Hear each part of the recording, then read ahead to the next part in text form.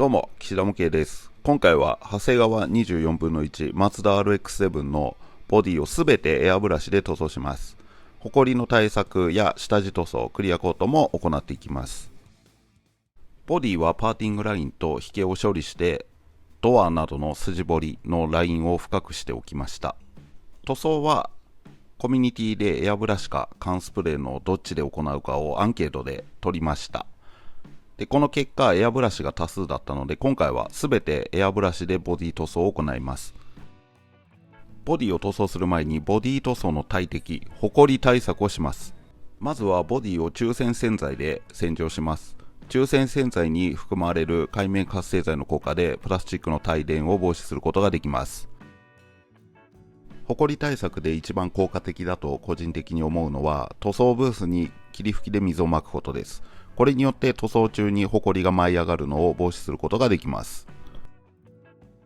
塗装前には除電ブラシで全体を掃いて細かいホコリを落として除電を行います。ボディカラーを赤にしようと思うので、まずは白い下地を作ります。白い下地を塗料はたくさんありますが、たまたま手元にあったミスターカラーのベースホワイト線を使います。希釈は塗料1に対して溶剤2くらいで行っています。それではベースホワイトを拭いていきます。ボディカラーが赤なので全体を真っ白にする必要があります。1回でやろうとすると塗料が流れたり垂れてしまったりするので、数回に分けて塗装するといいと思います。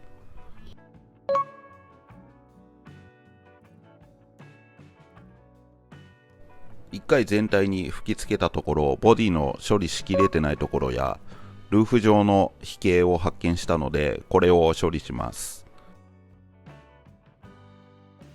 再びベースホワイトを塗装していきます。一回吹き付けただけでは下の緑の色が透けて白くなりませんが、少し置いてから数回吹き重ねると白くなります。焦って吹き付けすぎると塗料が流れて逆効果になりますので、塗料がちょっと定着するまでほんの少し待ってから吹き付けましょう。ベースホワイトが塗り終わりました。一旦乾燥させます。3時間ほど乾燥させました。全体が真っ白くなったのがわかると思います。ところどころ表面がざらついているところがあったので、紙やすの4000番で研いで表面を整えます。これで下地は出来上がりました。続いてボディカラーの赤を塗装していきます。マツダの赤は朱色っぽいイメージがあるので、このシャインレッドで塗装していきます。ボディカラーも数回に分けて塗装します。まず1回目は全体に色をつける感じで塗装していきます。塗料の希釈は塗料1に対して溶剤2から2.5くらいで行います。塗装中のいいカットがなくて、ちょっといきなり飛んじゃってますけどごめんなさい。エアブラシは少し離し目で全体に吹き付けるとムラなく塗装できると思います。コンプレッサーのエア圧が調整できるのであれば、圧を少し高めにして塗装していきます。ボディサイドの下側、フェンダーの縁は塗り残すことが多いので忘れずに塗装します。これで1回目の吹き付けは完了です。全体にムラなく吹き付けられていると思います。一度乾燥させてから2回目の吹き付けを行います。今回は1回目で綺麗に塗装できたので、次に仕上げの塗装を行います。1回目よりも希釈の度合いを上げて表面を慣らすような感じで塗装していきます。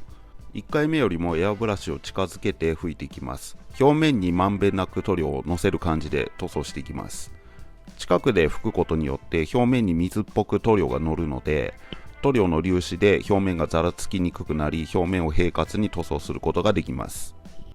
これは面ごとに塗装していくとやりやすいと思います。このように塗装するのはエアブラシのコントロールが難しいので、薄めた塗料を1回目のように全体に拭いていっても良いと思います。なるべく塗料の粒子が粗く残らないように、スプレーで塗るときと同じように拭き始めと拭き終わりはボディから外して行います。この後クリアを拭くので、それでもこの塗料のざらつきっていうのをカバーすることができますが、できるだけツヤを出して平滑に仕上げたいので、このように塗装しています。バンパーなどのボディ同色で塗るパーツもボディと同時に塗装していきます。別々にやると色の差が出てしまう時があります。塗装後丸1日程度乾燥させました。仕上がり具合はどうでしょう。なかなかいいんじゃないかなと思います。通常はデカールを貼ってクリアという順序ですが、このキットはボディに貼るデカールがないので、この後クリアコートしていきます。クリアコートの前にホコリがついているのを発見しました。対策しても完璧には防ぐことは難しいので、ホコリがついてしまったらやすってホコリを落とします。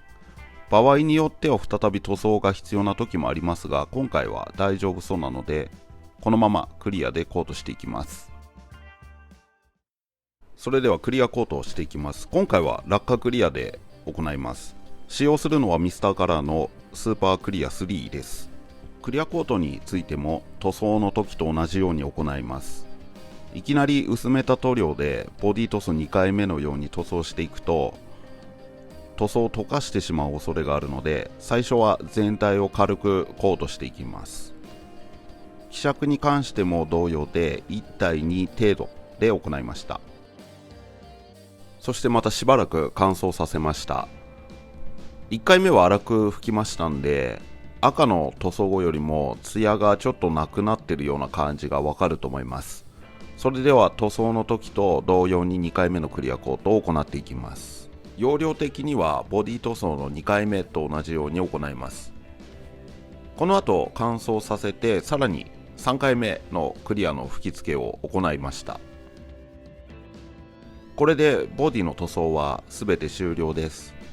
この後1週間ほど放置して溶剤が抜けるのを待ちます。今は結構ツヤがある状態に見えますが、1週間後はどうなってるでしょうか。これはまた別の動画で紹介しようと思います。それでは以上、エアブラシでボディ塗装でした。今回もご視聴ありがとうございました。また次回。